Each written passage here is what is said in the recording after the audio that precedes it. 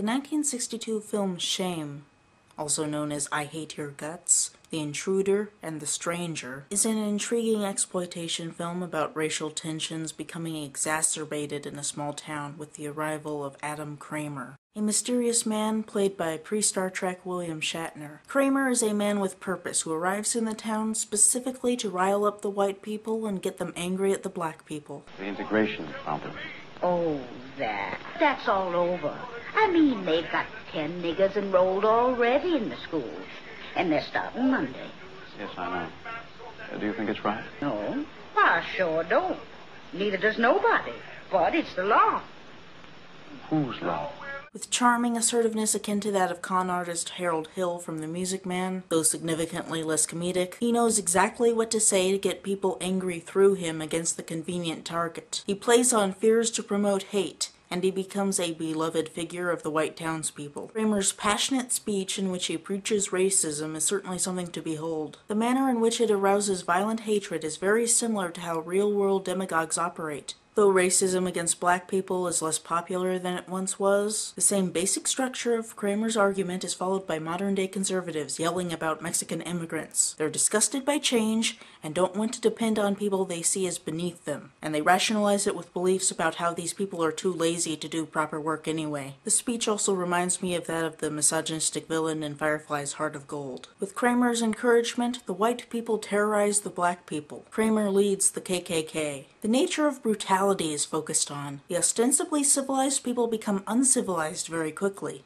In a manner evocative of Lord of the Flies or Easy Rider, Cramer becomes king of the evil white people and when in possession of that power, proceeds to screw them over too. He sleeps with the wife of the somewhat sympathetic Sam Griffin. What is Cramer's motivation? Griffin questions this as he confronts him. What sort of awful man is he? Cramer says he represents a white supremacist group, but all we ever see of them is through him stating he represents them. So it's possible he's lying and they don't exist at all. I know what you're doing, but why?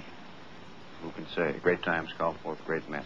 Maybe he's just a traveling psychopath, preying on various people through manipulative psychology. He reminds me of stories about the devil, like in the Russian novel The Master and Margarita. The evil was in them all along.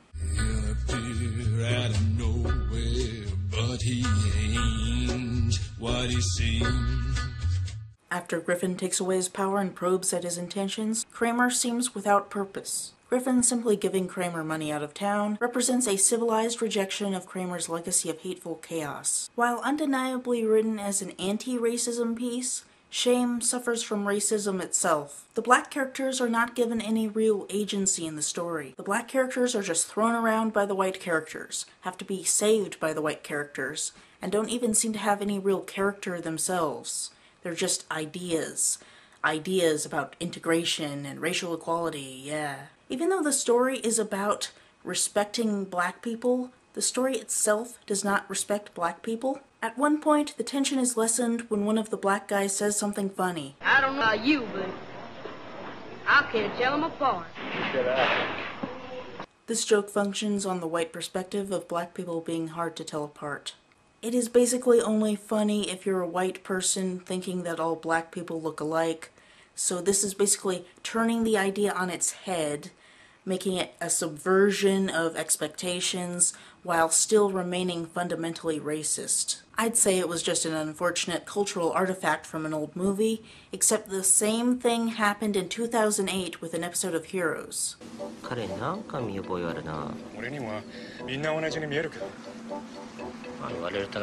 Now Asian people are the acceptable targets. Though definitely flawed, Shame is an interesting mid-20th century anti-racism piece. For whatever reason, this movie seems to have been placed in the public domain, so it should be easy to watch if you want to watch it. And I would recommend it if you're cool with the premise and everything. Now, Judge Silver, who is a Jew and is known to have leftist leaning. Who says so? The record says so. Look it up. Abraham Silver, for one thing, belongs to the Quill and Pen Society, which receives its funds indirectly from Moscow.